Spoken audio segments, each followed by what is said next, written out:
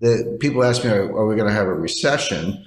And my answer is we might be in a recession right now and not even know it.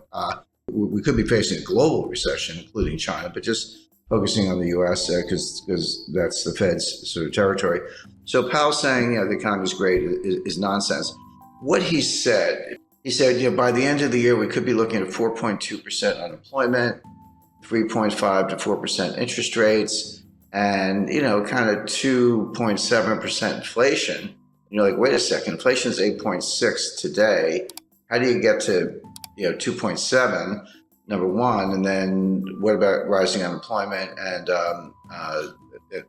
higher interest rates? How do you reconcile those things? He said all three of those things. But what state of the world could make those things come true?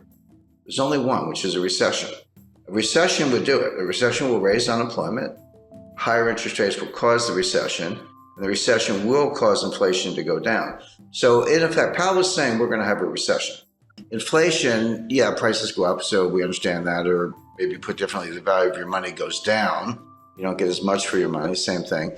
But inflation, broadly speaking, has two causes. One is called, not to get too technical, but it's called cost push. This comes from the supply side. So there's a shortage of oil, and we've got a financial and economic war going on between Russia and the United States. The U.S. really started, but U.S., EU, Canada, Australia, Japan versus Russia. That's obviously disrupting supply chain, cutting down energy supply, causing the price of oil to go up, et cetera. So that's coming from the supply side. And you're exactly right. The Fed can't drill for oil. The Fed can't plant wheat.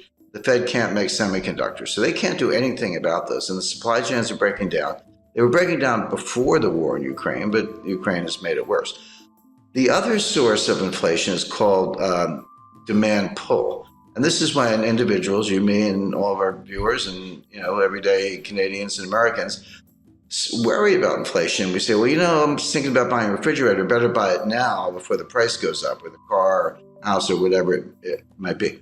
They're different, but they affect each other. When the cost push inflation from the supply side has enough effect, there's a tipping point or critical threshold in psychology. We say, maybe it is out of control. I better go buy some stuff. Then the velocity of money goes up, and then you get inflation. So the Fed can't do anything about cost push. They can't do anything about the price of oil, and you're right about that.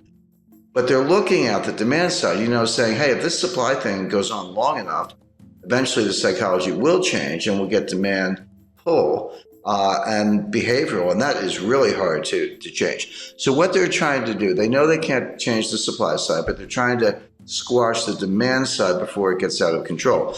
Now, the question, of course, is can they do it? The answer is they can do it, but at what cost? So a general rule of thumb, this is really simple. You have to forget about nominal interest rates. Nominal interest rates are the rates you see on your screen, you hear about in the headlines and all that. Real interest rates are nominal interest rates minus inflation. Take the inflation out and see what's left. Well, right now, real interest rates are about 2%, actually 1.75% under the Fed's policy rate. Inflation's 8.6%. So, just round numbers, 1.5 minus 8.5, that makes the inflation rate -7. That's nowhere near. It's got to be +2. Real rates have to be +2 to squash inflation. Right now, they're -7. So that implies that the Fed has to raise interest rates to 10.5% to get to +2 real interest rates. That's never going to happen. They're never going to get there. They will destroy the economy long before they get there.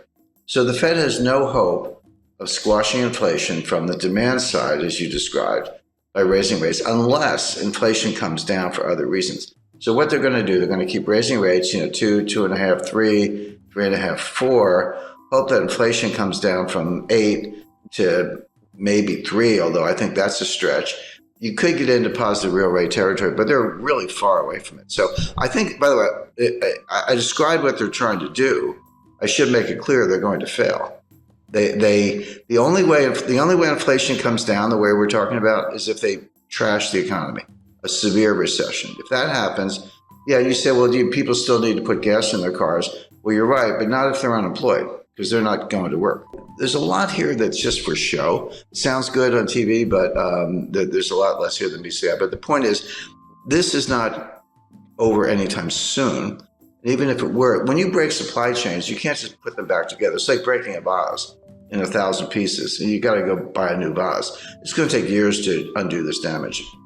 So I spoke to the individual who was probably the single individual most responsible for building the modern supply chain. It was 30 years from 1989 to 2019. It was head of one of the largest companies in the world, and this is what they did, among other things. And he said, Jim, you have to understand, it took us 30 years to build it. It took us 3 years to blow it up. It's not going to come back in a year. This is going to take 5, 10, 15 years to build a new one. So it's what I call supply chain 2.0. Well, buying a refrigerator is a good idea. Buying a freezer might be a better idea. We're looking for food shortages by the fall. Now, when I say food shortages, in Africa and Middle East, this will mean mass starvation. You may see the greatest humanitarian crisis in history because they literally can't get the food. Everyone's like, well, gee, you can't get Ukrainian wheat. What's the big deal? Buy it from somewhere else. There is nowhere else. Canada and the United States grow an enormous amount of wheat, but we use most of it internally, and we feed, because it's not for humans, by the way. We feed our animals. This is how you feed cows, pigs. This is how you get beef and pork. This is an example of the supply chain, how it filters all the way through. So you would expect higher prices to persist. You would expect food shortages. Buying a freezer is not a bad idea. The future supply chain is going to be it goes by different names. Janet Yellen calls it friendshoring.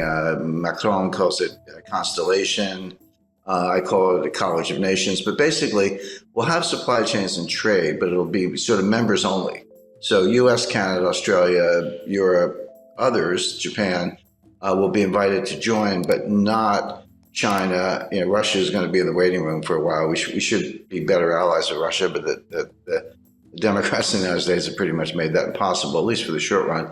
And then there'll be other countries that are kind of neutral in that scheme, Brazil, India, and others. But the point is you'll still have trade and you'll have supply chains, but it'll be kind of friendly countries, members only, and exclude China. So that decoupling is going to go ahead. The Chinese seem to be not only fine with it, but they're actually leading the way. Semiconductor manufacturing is moving back to the United States. The 20 billion of new semiconductor plants from Intel. And why is Taiwan Semiconductor spending over $5 billion to build new semiconductor fabrication plants in the United States? Well, obviously because they're worried about China. We're reshuffling the deck, but none of this stuff is easy. Semiconductor plants take 5 years to build. A new refinery, forget it. That's like 7 to 10 years. We haven't had one in the United States since 1977. So it's going to take a while to do all this. Well, we can do it. So if I said we're definitely going to have inflation, you would know what to do. You'd buy gold, hard assets, land, silver, treasury notes, government bonds, etc. If I said we're definitely going to have deflation, you would also know what to do. You would reduce leverage. You would have more cash, and there are other assets you could go into. The problem is we could have both. There's no question we have inflation right now. It's front and center. But if the Fed squashes it and causes a recession or worse, you could flip to deflation very quickly. So this is going to sound like an obvious statement. What you want is diversification. Sounds obvious, but most people don't know what diversification is. I see people, I've got 50 stocks in 10 different sectors. I'm highly diversified. I'm like, no, you're not. You have one asset class called stocks. Real diversification, have a slice of stocks, gold, real estate, cash. Agriculture is a good investment. Energy, forget the Green New Scam. That's a joke. Oil and natural gas are going to be around for a long time.